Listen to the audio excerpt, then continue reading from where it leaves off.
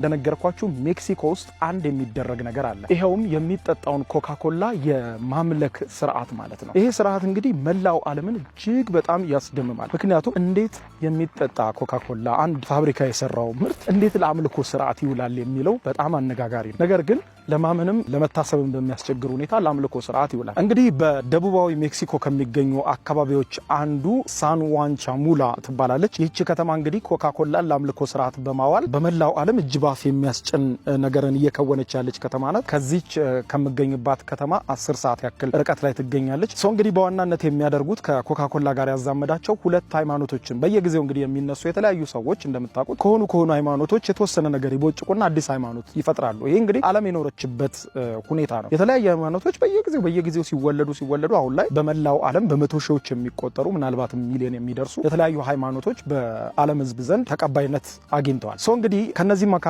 አሁን በዚህ በሳን ዋን ቻውላ በሚባለው አካባቢ የሚዘወተረው እምነት ከካቶሊክ እምነት የተወሰነውን እንዲሁም ደግሞ ከጥንታውያን የማያውያን እምነት ደግሞ የተወሰነውን በመያዝ የተፈጠረ ሃይማኖት ነው። እንግዲህ ይሄ የፈጠሩት ሃይማኖት ከ50 ዓመት በላይ የዘለለ አይደለም። እንደ ዋና ማዳኛ የሚጠቀመው ኮካኮላ ነው። እንደምታውቁት እንግዲህ ሜክሲኮና ኮካኮላ ቀጥታ ዝምድና አላቸው። ይኸውም በሜክሲኮ ኮካኮላ በከፍተኛ ሁኔታ ነው የሚጠጣው። Coca-Cola is everywhere.